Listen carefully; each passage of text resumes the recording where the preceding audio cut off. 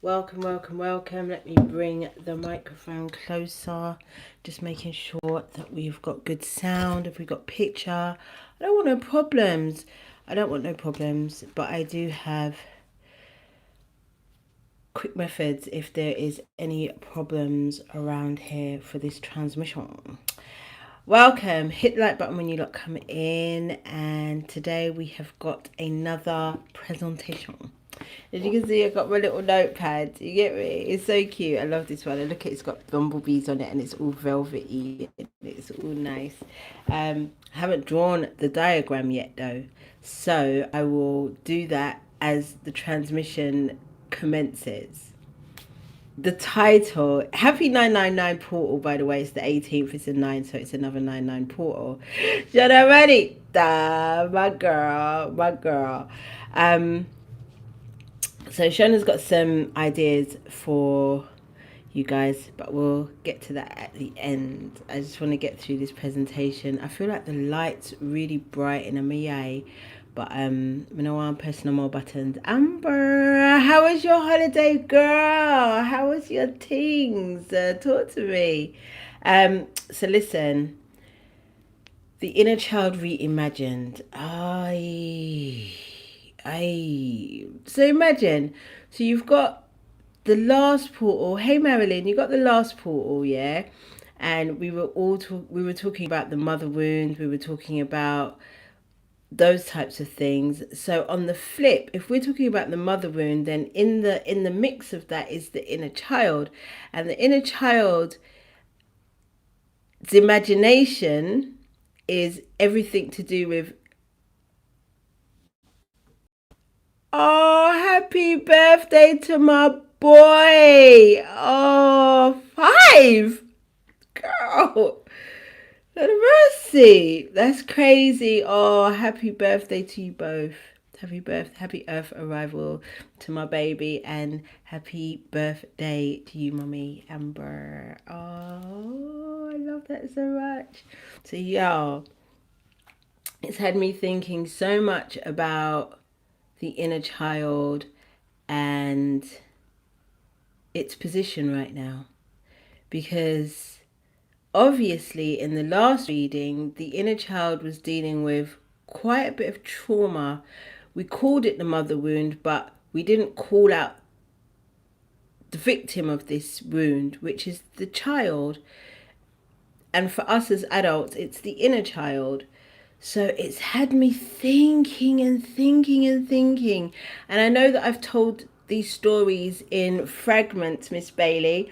I know that I've told these stories in fragments about the inner child, my experience of the imagination of the inner child bringing me to where I am today. But I really wanted to talk about the inner child reimagined, in a sense that what if two things, actually, two things. I want you to stay with me with this one, because I feel like in this lifetime we have spent our attention on the inner child of this lifetime, but what about the inner children of our past lives? What happened there? Because a lot of us now have got some type of inclination of some of the characters that we have been.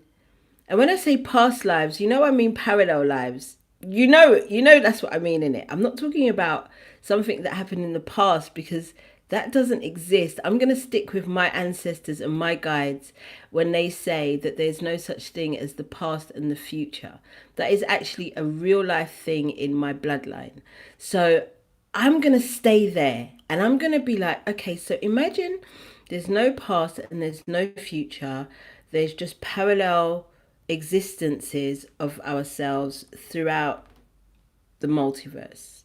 Let's just say that. So that being said, if we have past lives as adults, surely we've had past lives as children. And then it made me think even deeper. This is where I'm going to start diagramming, because this is where I'm going to start diagramming for you lot, because look, so this is the diagram. I'm going to start with a little circle, little tiny circle. You see, we're going to start with that as the beginning of our diagram, and that we're going to call the higher self, the original energy of us, the beginning. Do you get me? Like, of all time, the beginning of all time is this little dot here. And then as this little dot evolves, there's the first version of yourself. Do you see? Do you see? And within that first version of yourself is the original self. Okay? And then there's another version of yourself, because once you've experienced this version of yourself, we can call this a lifetime. Then there's another lifetime, but in each lifetime there's a small memory of the original lifetime. You're gonna have to stay with me with this one, because I had this revelation in the bath just now, and they said when you present it, we're going to present it in a way that is not going to make you look stupid. Because I said, you know already that I need like 6 months practice before I give them a presentation, because they're used to me as a card reader, and now all of a sudden I'm trying to be a professor out here with quantum physics and all the things. They said, girl, stop it, don't do that. They said, don't do that. Explain the thing like I'm trying to tell you. So I'm gonna come back. I'm gonna let my insecurities sit over here, and I'm gonna come back. Okay, boom. Okay, good. So you're picking up what I'm putting down. Alright, boom. So after you've lived this lifetime, then this one comes. And this one has the memory small, because you've got certain traits, certain behaviors of this one, and your original self. Now, we can also look at it in another way. We can also look at it as this is your higher self, and this is you as a baby, this is you as a teenager, this is you as a young adult, this is you as a middle-aged adult, this is you as an elder. But these, again, we can go back to the original and say that this is another life that you've outgrown, another life that you've outgrown. Or we can make it even smaller than that. So we can say that this is your baby self. This is the baby version of you. Forget about the soul now. This is the baby version of you. And that baby version of you had to give birth to the toddler version of you. Because once the baby version of you has grown out of that space, then there's another version of you. But there had to be a certain level of intelligence that had to bring you to the version of yourself as the toddler, as the young, as the what's it, pre-teen, tween, and everything there, teenager, young adult, etc., etc. Now, this is how the imagination of the inner child is dope. This is how it's dope. Because imagine now your inner child as a computer. The first computer cartridge is inserted into the computer, the body, yeah? And that cartridge is your ABC, your 1, 2, 3. It's the first thing you're learning, mama, dada. That's the very first cartridge, yeah, that is put into you. And these are the things that you have to learn in order to move on to the next bit of you, yeah? So initially, you have to learn how to, in order to read, you got to learn your words, you got to learn your sounds, the phonics, you got to learn numbers. These programs are putting into you. Now, as you learn these basic programs, there's other ones running in the background. Things as minuscule as passing the same monument or poster on the side of the street, seeing the same thing on the side of a bus, seeing the same sweet shop every day that you walk past. these are mini little programs running in the back of your mind, and they're also programming you subconsciously. And these programs are the result of the next experience. So whatever you're programmed to believe, to see, to think is going to be the thing that you experience. And because as children we are under the control of our caregivers, the education system, our neighborhoods, our communities, the things that we watch, the things that we listen to, the behaviors of those around us, because we really as children don't have too much control over what types of things are programmed into our computers, into our brains, then sometimes we are the result. We have experiences that really and truly have nothing to do with who we truly really are. Now, this is where things get very, very dope. This is where things get very, very dope. Because now you're an adult. And now you have the power to program into yourself whatever you want to program into yourself. So if you call it as a young person, if you were one of those people that said, when I grow up, I want to be, and here you are being the thing, then you was one of these children that were not too easily distracted. You could have been the most distracted in the classroom because you weren't listening to the algebra and you weren't listening to the Shakespeare that was being taught to you. You were in another world, daydreaming, thinking about the things you would rather be doing. And many of those were you and me. Those were the ADHDers. Those were the special needs kids. Those were the ones that had a little bit of trouble gaining the higher grades because we weren't too focused on what we were being programmed with. Because we knew it wasn't going to benefit us. I knew that the history of King Arthur and them man there had nothing to do with me and would do nothing for me. So I didn't focus. I got one GCSE at school in English because, you know, I like to talk and I like to read and I like stories. That's how I got that grade. The rest of it, down to maths, I was unclassified. Most of it was unclassified. Not even an F, is unclassified. And when my results came, I didn't give a fuck, really. I knew, even then, that those things wouldn't benefit me, and I was right. But anyway, look, I digress. My point of trying to reimagine the inner child, not only as let's go back to the ancient inner child, the inner child of our previous lives.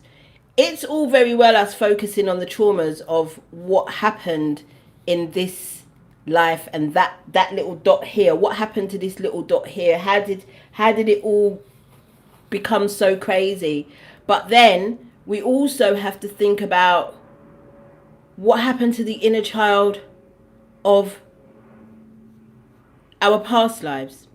Stick with me, because you may not know every single past life that you've lived, but you do know, or you do have an inkling as to some, especially now over the years where you've been watching these readings, you've been watching these supernatural things, you've been dipping into the esoteric, you've been knowing, you've been having triggers. Remember, we talked about this, and now is the time to really not necessarily ponder on it for too long, but really, first of all, give that version, those inner children, all the inner children of your past self, a round of applause, because here we are today in the most monumental time in actual history, where the earth is ascending with its inhabitants in it, and you are part of that process. Your presence here is part of that process. Let's always get back to the point of why we do this and why I come here and why we have these conversations and why we've become family. Let's always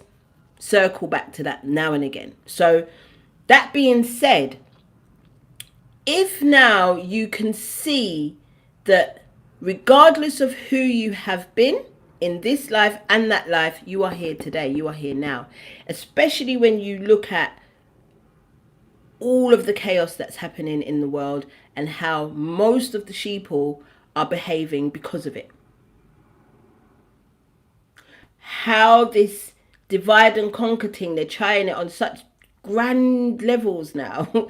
Really grand level. I mean, not to say that they haven't before, but clutching at every single fucking straw. They're bringing back energies of old that we haven't seen in decades to try and keep us separated. But we know the truth. We understand that as long as you stay focused on what the fuck it is that you are here to do, which is to bring peace, harmony, and light to humanity through yourself first, then all is well.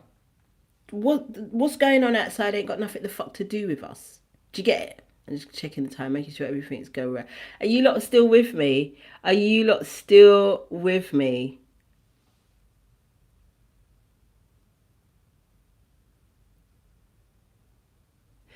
Are you lot with me? I'm trying not to stay distracted with the comments because I know Shauna's in there doing her thing. Yeah. So boom. I want to talk about the inner child of this lifetime.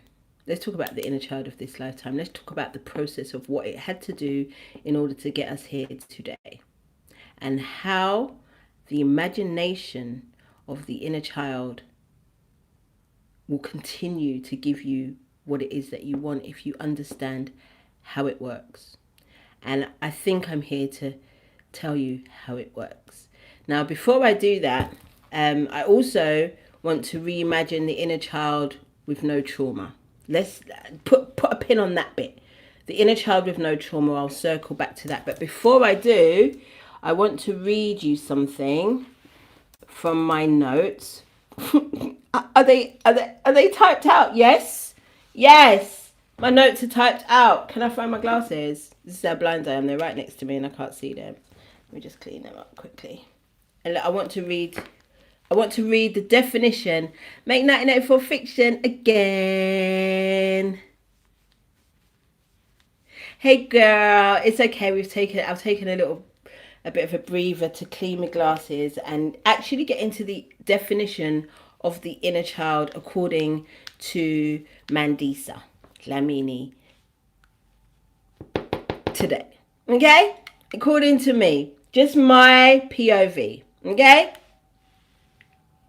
Because look, I got these on the back of the glasses to stop them from slipping down my face. Cute, right? Hey, Carla. Right, boom, let's get into it. Okay, boom. They're not the cleanest of glasses, but... Alright, the inner child. The inner child is actually the parent of both the divine masculine and the divine feminine energy, as well as the shadow. But that's another conversation for another time.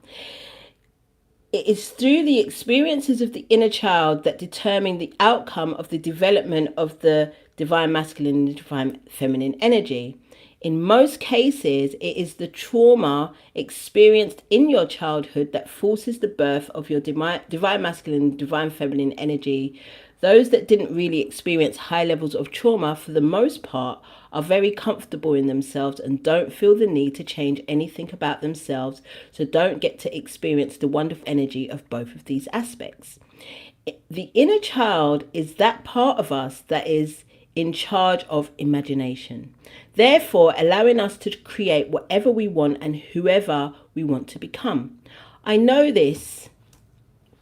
It's hard to believe because many of us have been indoctrinated through the education system to become what society wants us to be, or at the very least what our parents believe we should be. However, if the imagination of the inner child is encouraged, nurtured and protected, society in which we live in would look very different. Because of this indoctrination, many lose sight of their inner child, including the trauma which goes unhealed and leads to a myriad of destructive behaviors, including working in jobs we hate to the extremes of substance abuse and lack of self-care. This is why inner child healing is some of the most important work we can do when we are trying to balance out the 5 aspects of the soul. The element that represents the inner child is air. Thoughts become things.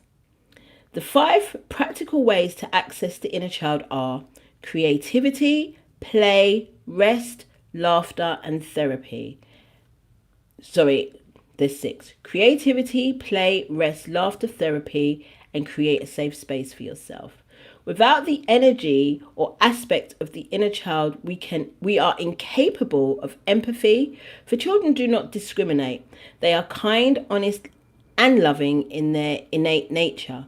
We can learn so much from children about how to make the world a better place from their simplistic way of viewing things.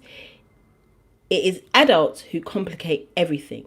The chakra associated with the inner child is also the sacral chakra, as it governs creativity. Crystals, green calcite, amethyst, sunstone, blue chalcedony, and mangano calcite are the crystals associated with the inner child. And that's all I want to say about that. So that's just giving you a basic little breakdown of the energy of the inner child. And so now what I want to try to explain is exactly how the imagination of the inner child creates your reality. Now, if the inner child is riddled with trauma, then the shadow is the most dominant aspect of the self. Now, if the shadow is the most dominant aspect of the self, then one is but existing. One is having existential crisis after existential crisis, riddled with worry and guilt and anxiety. However, if you have taken the time to heal the inner child of this lifetime, then you are more likely to have more clarity as to what it is you truly, honestly want to be doing with your time and your energy in this year life. Okay? I'm going to give you some examples from my own childhood. No, because I'm only telling you this because I know it works, because I've done it so many times, time and time again. So my original dream, or my original imaginings as a child for myself, was singer, hairdresser, fashion designer, and mum. I've done all of these things. I can't say that I've designed clothes, but I definitely can put a look together. You already know that. Not been doing it lately, but you already know I can put a look together. So here's what happened. As the child, baby Mandisa said, I want to be a pop star. And obviously that wasn't supported. If anything, it was undermined, and it was criticized, and it was almost destroyed. But there was other things. There was the hairdresser. So what young Mandisa used to do, regardless of what everybody else thought about her imaginings, she still sang her little heart out wherever she could. She did hair on anybody that would allow her to touch their head. She continued to do these things regardless, and her hair was laid for the gods. There was not a hair out of place on this kid. Not one hair out of place on this kid on any day of the week, because that's what she was into. That's what she was into. And as life continued, one trauma after another, one heartbreak after another, one disappointment after another, one setback after another. These were programs that were running in the background that were absolutely making her forget what it is that she wanted to do. Until she had her daughter. And then this little person, this little cute little thing said, or she didn't say, she reminded me that there's things that I wanted to do. There was things that I really, really knew I could do and do well. I used to sing to this, I started singing again to this little girl. And I started crafting her little curls into little cute little looks, because she was just a dolly. She was so cute. And then one day, while I was back at school, because that's what the programming told me to do after I had her, one day I learned about something called existentialism. And it taught me that we were not born here to just exist in this world. From the programmings that were put upon us, we were supposed to be living our best lives. So I remember I spoke to my baby daddy and I said, what would you be doing if you could be doing anything? And he said, I'd work in television.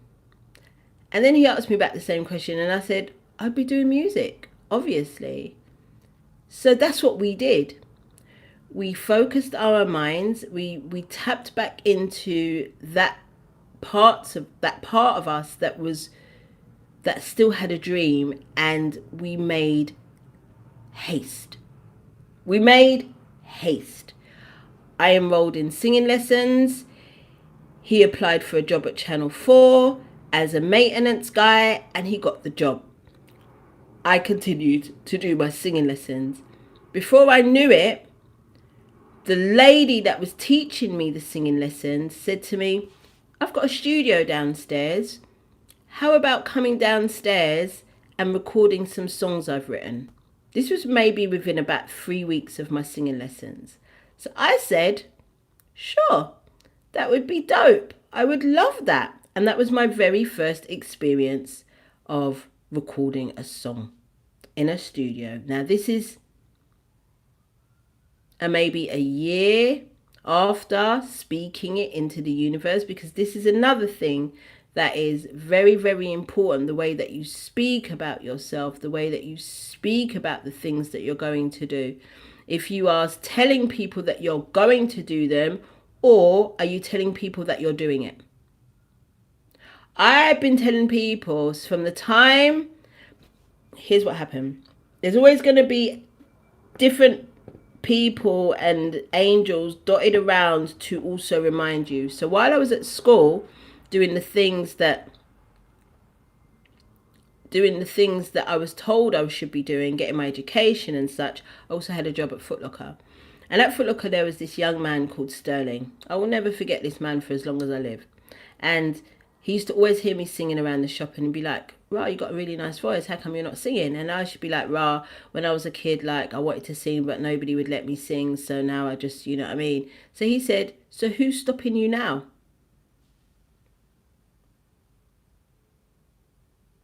I said, nobody. Nobody's stopping me now. So he said, so why aren't you singing?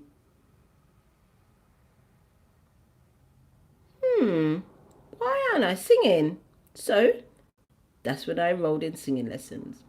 But there was also another girl called Vivian Brown. Viv, big up. And she was taking singing lessons. She was the sister of my then best friend. And Viv was always singing and dancing and trying to put us in groups and doing these routines and this and that. And she was taking these singing lessons. So she would always be like, come along, come along. And I'd be like, no, I'm not coming along to no fucking singing lessons in front of people. Yeah, you're right. Anyway, after Sterling said what he said, I remembered what Viv said. And next thing I knew,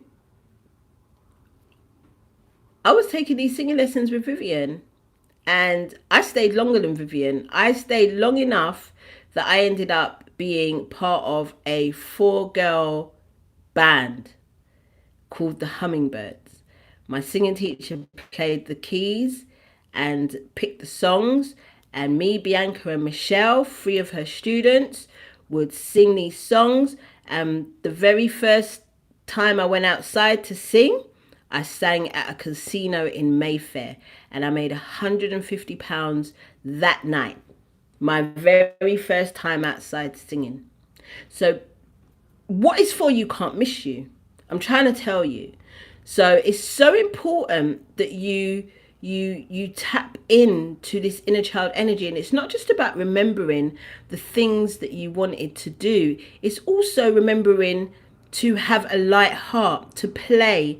It's also remembering to rest. Remember what I told you, these things with the inner child. It's also remembering to have a level of creativity, whether it be in the way that you present yourself to the world, the way that you present whatever it is that you're doing to the world in a creative way, even in the way that you cook.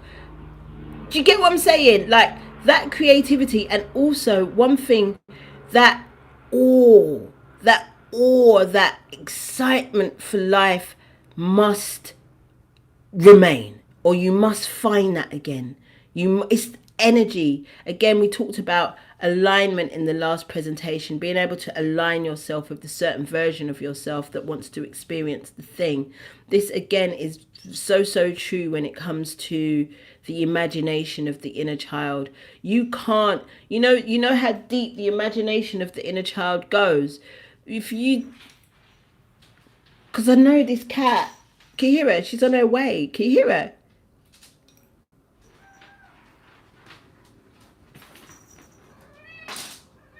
You have to bring it closer, Moshe. You have to bring it a bit closer, but I'm working right now, Moshe. Can it wait? Can it wait? But Mushy, I just want to finish this presentation, and when I've finished it, then we'll play. All right, Bobby?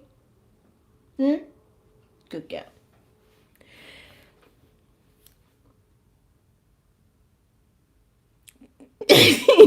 She is my grandbaby, Linton. She is. She's so cute, honestly. So I'm a little bit distracted from what I was saying. So it's important for you to be in awe of the world, to get into alignment. So as saying, the seriousness of the inner child's imagination. The inner child is not just going to be Spider-Man. The inner child is going to put on the costume. The inner child is going to know the moves. The inner child is going to know the psychology of Spider-Man. The inner child is going to understand how the thing works. It's going to have spidey senses. It's going to embody the thing, its imagination is going to embody the thing, and that's what you have to do too. Like, listen to me. When I was being a pop star, because that's what I say I was, yeah. When I was being a pop star, even though I didn't sing pop music, when I was being a pop star, you think I could go outside looking anyhow? When I came on here, first of all, when I first came on here, do you remember how I used to present myself? I used to present myself like the pop star. Because, look, I didn't need to look like everybody else and anyhow. I didn't. I in my mind, pop stars look a certain way. You get it? So, for me, even though I wasn't singing for you lot, I still needed to present myself a certain way because, do you get it? It was the embodiment. I mean, who knows what a real tarot reader looks like? Oh, thank you, pizza guy. Look, Linton, it will be back. It's just that I just can't figure it out right now. I just don't have the brain capacity to actually figure it out, and I don't have the items. I don't have the garms like how I should. I'll be back though. I'll be back. Just hold tight. I'll be back with the looks for you because it's part of my. It's part of who I am and who I enjoy being. Okay, boom. So, if you, the inner child, are going to embody a version of yourself, you have to start moving like that version of yourself. And I'll be honest with you, the more I moved like a pop star, the more pop starry things used to happen to me. Real talk, real talk. Like, and for me, like it's not for you to judge me. I'm gonna judge me, and I'm gonna say, as a singer, in as as a songwriter, I'm gonna give myself about 7 out of 10. I think I'm a pretty good songwriter, storyteller. As a singer, vocalist, because my nerves have never been able to serve me right. Publicly, I would give myself about a 6 out of 10. If you catch me on a really fucking good day, I would give myself about an 8 out of 10 vocally. I would. Like, but if on a regular time when the nerves are doing what they're doing and I'm all over the place, I'm gonna give myself that. But even though that's where I rated myself, I still moved like a 10 out of 10 pop star. I still did, and I did things that I'm extremely proud about in my whole time as a pop star. I created not only platforms for myself, I created platforms for so many people to be seen and to be heard. And I dressed the part, I looked the part, I had the kid and the man to you get it? Like, the three of us, you couldn't tell us nothing. You couldn't tell us one thing. And that is something that I also envisioned for myself. Now, here's the joke. When I was a little girl in the playground at about 7 years old, I remember saying out loud, I remember this distinctively, I would like to have a child but no dad. I don't want the child to have a daddy, because my mum and dad's relationship was back and forth, up and down, left and right. And I thought to myself, no, I don't want none of that. I like kids. I like being a kid, and I liked other kids. So having children was always something I always wanted, but I didn't want to deal with a man. And guess what I got as a baby daddy? I got a drug addict. I got a drug addict who was unable to be present for the first good few years of her life and my pregnancy. Like, that brother was not present, and that's a fact. So I got what I asked for. I got what my inner child imagined. I had a very, very difficult time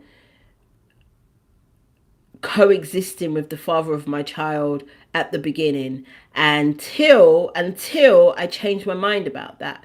When I changed my mind about that, then we were able to live. We were able to coexist. We were able to be a thing.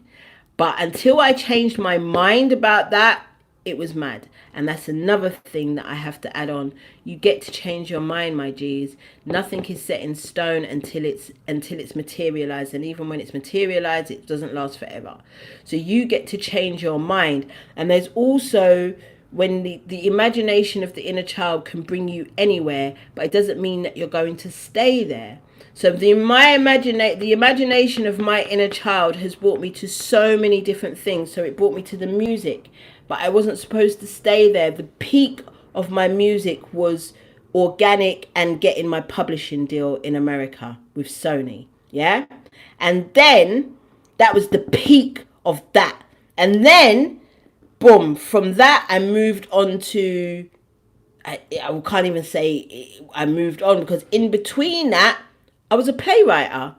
And the play that I wrote got me to the peak where it paid for my wedding dress and all of the trimmings to go with it. That's what the creativity of that part of me did. And then my inner child went from pop star and playwright to artist management and hairdresser.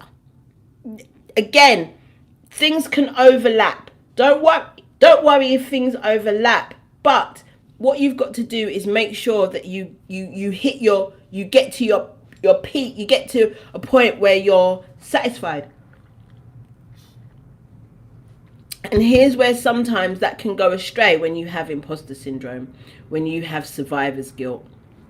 Sometimes you don't get to exactly where you want to get to because you don't believe that you deserve to be there, or you're leaving people behind and people are moving mad because of your progress and your forward movement. That's got nothing to do with you. That's got nothing to do with you. I'm going to tell you right here and right now. That has got nothing to do with you surviving, getting out of the situations that were not suited for you and others have stayed there. I feel them. I feel them. All you got to do is work on your inner critic, which is normally not your voice. It's the voice of your caregivers, of your teachers, of friends and family that could never be doing what you're doing.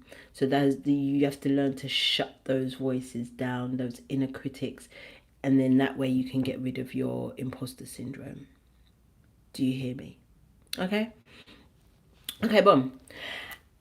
Once you have reached the peak of your thing, whatever the thing it is that you want to do, and you've reached a level where you're just like satisfied, good, I did everything I wanted to do there, then it's okay to move on to the next thing. What you don't want to do is start something, get halfway and then start something else.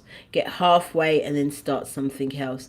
You get me? You don't want to do that because you will forever be on a woulda, shoulda, coulda. You don't want to give yourself woulda, shoulda, coulda energy. What you want to do is get to the point where you're just like, yeah, boom, I did that. So, and then I moved on to this. So, boom. So I reached the peak in hairdressing, I think, in my opinion, around 2018, between 2018 and 2020. That's when I reached the peak of my hairdressing. This is when I was doing artist hair and going to music videos and being paid stupid amounts of money to just be turning up and twisting some hair and them things there. Like, I still can't believe that happened, because that was crazy. So that's where I feel like I hit my peak. I could have done lots of other things. I could have opened up a salon. I could have had staff. I could have done this and I could have done that. But this, satisfied. That's all I needed to do. That's all I wanted to do there. Because again, it's something that my inner child wanted to experience, but it's not something that I necessarily want to continue in all the time. I don't want that to define me. Same way I didn't want the music to define me. So boom. We move on to the next thing. Like, we're coming into what now?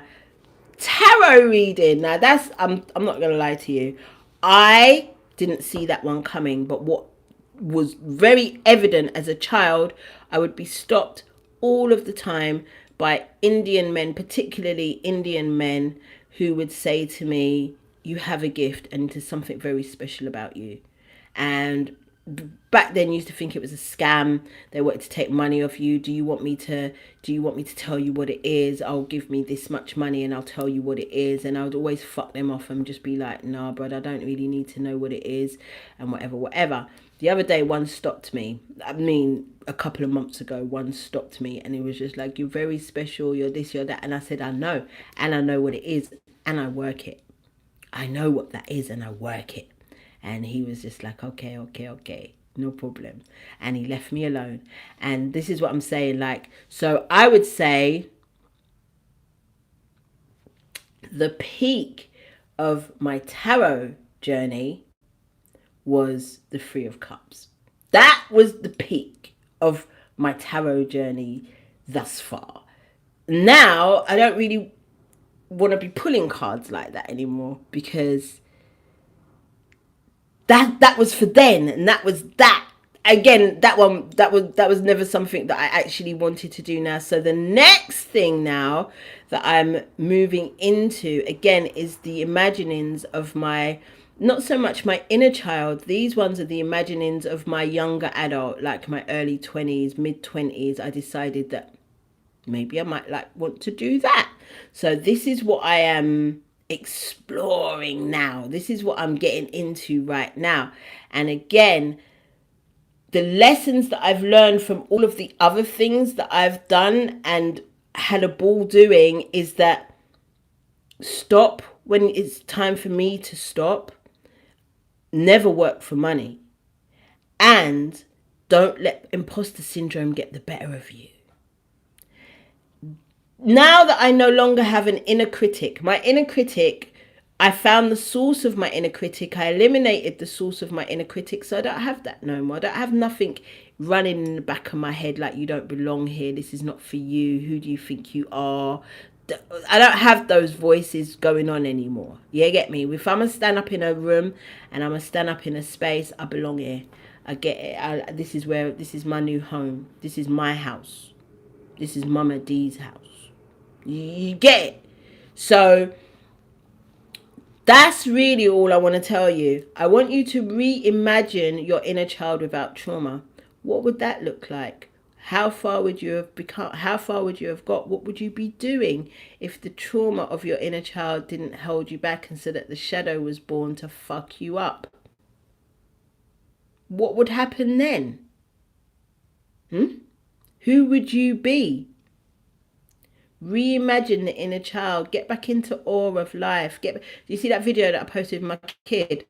And from last week when we was away and we didn't know the phone was on. And did you hear the way I was laughing? I didn't even know that I laughed like that. I didn't know that I laughed that heavy. I didn't know that I got that excited over waves.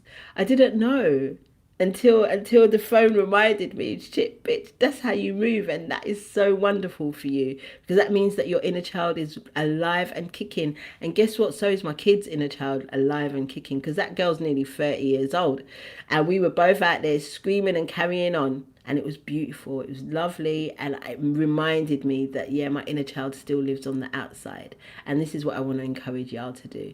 Bring your inner child and let it live on the outside. Let us see this inner child. Let us see the imaginings of the inner child. Let's imagine that you are supported through the imaginings of the inner child, and you're not ridiculed, and you're not made to feel stupid, and you're not made to feel like it's a stupid idea. Like, let's get into that. Let's get into that part of the inner child. Let's, for a time, concentrate less on the healing and more on the imaginings of the inner child. And here's the best time to imagine, really, is just before sleep and just when you wake up. Just before you go to sleep is the most crucial time of what you can imagine for yourself, how you can imagine your immediate reality, how you can imagine your immediate experiences to come for the next day. You can choose your mood, you can choose your energy, you can choose all of these things before you even get into action. And then it's now for you to action these things. So remember how powerful your inner child is. Remember how powerful the imagination of the inner child is. And that being said, we are going to pull one card from the Goddess deck. We have not seen this deck in a minute, no lie. And so obviously we are talking about the inner children. So we're going to draw for the goddesses, the mothers, and see if they've got a word and a message for us. And then we're going to call it a day. I'm liking these shorter transmissions, and we haven't had any problems at all. Now, Shona said that she wants to get some of you over to my TikTok. She really wants me to go live on TikTok, but I think it's Stansted Airport over there. It's just anyhow. But I'm gonna see if it's easier for me to do lives over on TikTok if some of you lot are there, because I feel safe with you guys. It's just all the randoms that come into these lives on TikTok. It's really daunting, Shona Benita. Oh God. So we've got a competition we're gonna run a competition. My handle is Mama D's house on TikTok. And for all of you, any of you that join me over on TikTok, your name's going to be put in a bag. And what you're going to do, follow me on TikTok, DM me and tell me that you've come from YouTube. Your name goes in a bag, and at the end, the deadline, we haven't worked out the deadline. How long should we run that for? Hey, Shonda T. Shonda T's already there with me. How long should we run the deadline for, Shona Banita? How much time should we give them to do this? And at the end of this deadline, your name will come out of a hat and I'll give you a free reading for a certain amount of time, a reading of your choice. Okay? We're going to do that because Shona Benita is full of ideas and she is forever encouraging me to do more on TikTok, because TikTok, the way you can monetize over there, seriously. And as someone that doesn't work for money, that's not even my motivation, but it's there. Why not? Why not try a thing? Hey, Chihuahua. Hey. All right, boom. Moshy Mosh, I'm nearly finished, my lovely. And then we can play Been a Good Girl. Been a good girl, good waiting. Good waiting. Alright, boom. Oh, I've got a really good story for you lot. I've got a really good story for you lot. Oh, 4 weeks. That's a good time. That's a good time.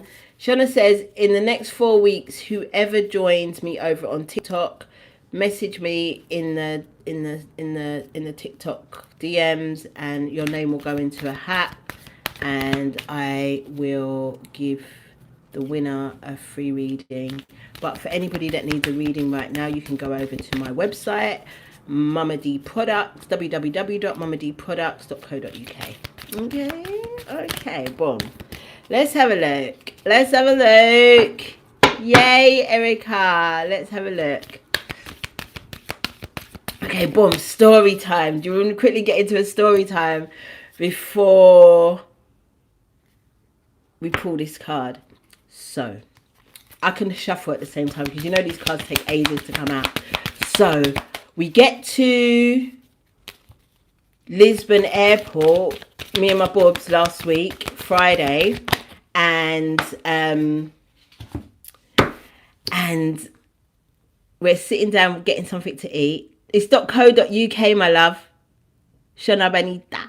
.co.uk. I wanted to keep the UK in because it's old school, innit? So yeah, we get to the airport and we're sitting down. We've got some time to kill before we check in to the hotel, and we're sitting down and we're waiting to get something to eat. Kia goes up first. I sit with the luggage, and then she comes, sits down. I go and get something to eat. I sit back down. Anyway, this guy comes up to us, homeless guy, and he says, "Have you got any money?" My daughter answers first, and she's like, "No, we haven't got anything." And I'm like, no, I've got something. Now, the year before, I've gone to see Sophia. I was to see Sophia in Paris, and I had some leftover euros, and there were two £5 notes, and I actually went to get euros before we left, but I couldn't get any at the post office.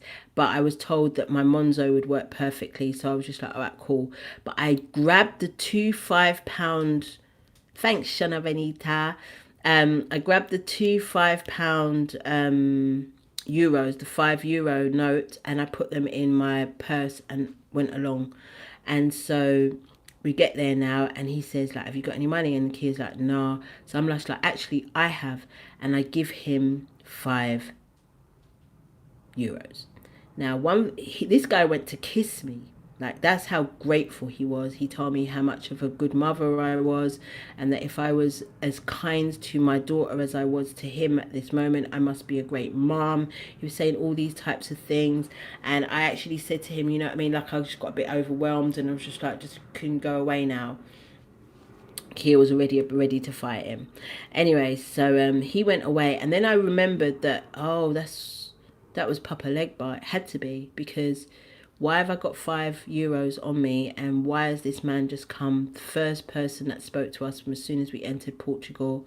Papa Legbar is the way shower. He's the one that will open the door for you for whenever you need to tap him with your Orisha. But I remember I told you, don't play around in that. If it don't invite you, don't invite yourself. It's long.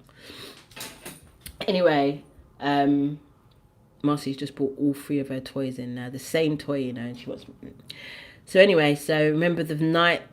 let me tell my story. The 9th, yeah, I got to Portugal and I told you that I left an offering that night. I couldn't go during the day because all my stuff was in the suitcase. So after dinner that night, I went out to the ocean and I gave by myself, and I gave Mama Yamea her offerings, and I came back and did the reading with you. Remember how much I cried during that reading? All right, boom.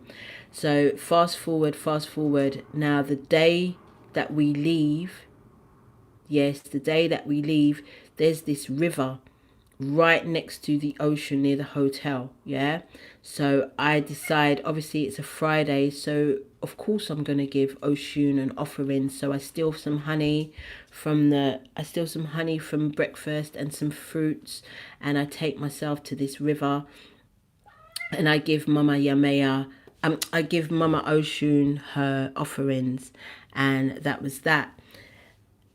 Me and Kia now have decided that Kia wants to go horse riding. So horse riding she goes off for an hour. I walk with her for about half an hour, and then I go back to the beach and I sit down, I'm chilling. She comes back, we're chilling, because she's asked me the day before, Mummy, what time is our flight? And I'm like, 9 o'clock.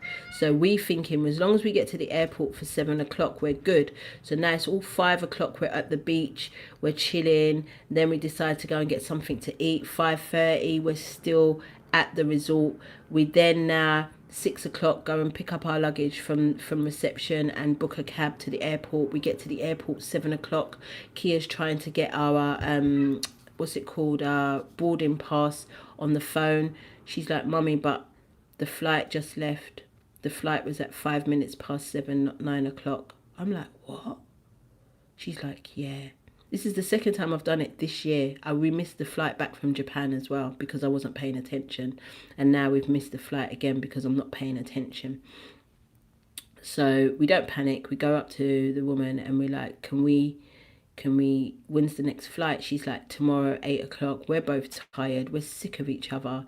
And because it's been the longest time, I swear, me and my kid have spent 5 days together from Monday to Friday. We had to spend that amount of time together in, I don't even know how long, blood. So it was a lot for both of us. So we were ready to go about our lives, man. And this one's telling us, yeah, we got another night here. And we're like, fuck. And obviously, I think it's my fault. It's not, I think, it's my fault. So obviously, I've got to pay the extra money to get on the new flight. I've got to pay the extra money for a hotel that night. And I'm pissed. Like, I'm pissed at myself. That's the only person I can be pissed at is myself. So anyway, she tells us to go away and come back in 15 minutes. And that time we're looking for hotels. We found a hotel locally. It's a little 50 quid for the night. And we've gone back to this lady to find out what time we're supposed to be booking our flights. And she says, it's your lucky day. She says the flight hasn't left. It was delayed. Why was it delayed? Because there was a storm at Stansted Airport that stopped the flight from coming over. So you know who runs the storms is Oya. You know Oya is my primary Orisha. So when we got to, we had to pay a little extra. Guess how much we had to pay? We had to pay £55 each, 55 each, to get back on this flight that is still there. But she's like, you got to pay £55. No one cares. Okay, here's your money. And then she's like, yeah, you got to pay another £60 each for your luggage. We're like, fuck it, here's our money. So because we had to pay the extra for the luggage, we were ushered in the front. So we've got to the holding area where everybody's waiting for the flight departures, and I swear there's people on the floor. You can see they were fed up, they were tired, they had enough. Me and Kia just bop up there fresh. Like, Kia's just got off the beach riding horses. I've just come off the beach with my last sunbathe, and we just had burgers and all the things, and we're ushered to the front. We're ushered to the front of the queue where everybody else had been waiting for hours. We met this lady. She said she left her house to come to the airport at 11 o'clock in the morning. This time it's 9 o'clock at night, and she's been traveling and making her way. This time we just got there and we're at the front. My point of this story is, if you believe in the shit that you're doing, if you believe in it wholeheartedly, then it will continue to reward you. It will continue to reward you. There was a point, and I also missed out a point. There was also a point where One of the days was overcast, and my daughter, it's the same day that I posted the video of us screaming and laughing of the waves. Kia decided she wanted to shoot a music video. That's why you could hear the music in the background, because we were shooting a music video to that on our phones, just the two of us, with just the two of us and our imaginations, and that's what we was doing. And after that, I took my £200 crystal necklace and I threw it in the ocean, and I said thank you to Mama for that as well. And that the wave that she gave me, I had to go back inside the hotel and have a shower, because why is the wave up here to say thank you? So all I'm saying is, if you are faithful and if you are obedient, because I have to be obedient to these things. I don't decide, oh, I'm going to go and give an offering, or I'm going to go to this country and do this grid work. I don't decide. They tell me, oh, you better get up and go over here and do that. And because I am faithful, then the rewards, they delayed that flight for us, boy. And they put us on that flight, and we got home and we got to our prospective beds and we were happy. I even got a discount on the Uber ride back. That's how real everything was. It was real, because that money, I've already got that money back from clients this week. And me, I love the way me and Kia still play together. Even me and Cuba, like me and my kids, like we've got this beautiful synergy between us, as long as it's not too much time together, because we're all the same. We're all empaths, and we're all like our own space.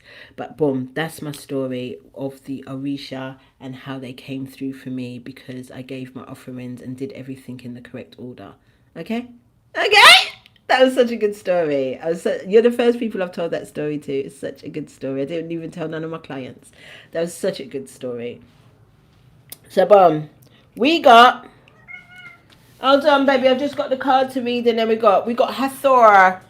Hey, we got Hathor. All right, my bubby. We got Hathor. Hathor, a nourishing great mother goddess, is the Egyptian mother of all gods and goddesses. Usually portrayed as a cow, she is a sky goddess, the queen of the heavens. The sun emerges from her womb and the moon from her breasts. This is the goddess of love, mirth, beauty, and sensual pleasure, as well as the protectress of all women. In her other guise, shown here, she is the lady of the night and the queen of the underworld. I got some costumes for you, lot. I think I'm going to costume in the whole month of October. I promise you. Of the underworld. With her lion's head, Hathor assumes the role of destroyer and giver of death. In her leopard skin, she is the goddess of fate and fortune, and typifies the ferocity and swiftness of the animal.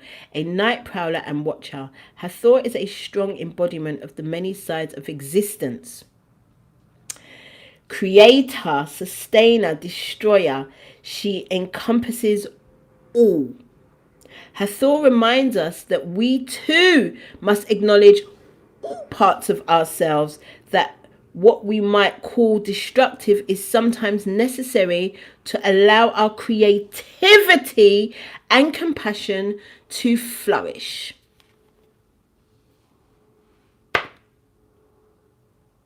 Okay? I love you guys. Join me over on TikTok. If you want a reading, join me over on my website, mamadproducts.co.uk. If you want journal prompting, join me over on Patreon, Mama D's House, TikTok, Mama D's House, IG, Mama D's House. Everything is at my house. And I love it so much. I will see you soon. Shona Manita. My girl. Thank you so much for moderating beautifully today. Thank you to all you guys. Miss Bailey, Amiga777, Make 1984 Fiction again, Linton, Marilyn, all y'all. I just love you lot, and I'll see you lot soon. Alrighty, I'll see you lot sooner than you think. Alright, I love you. Bye.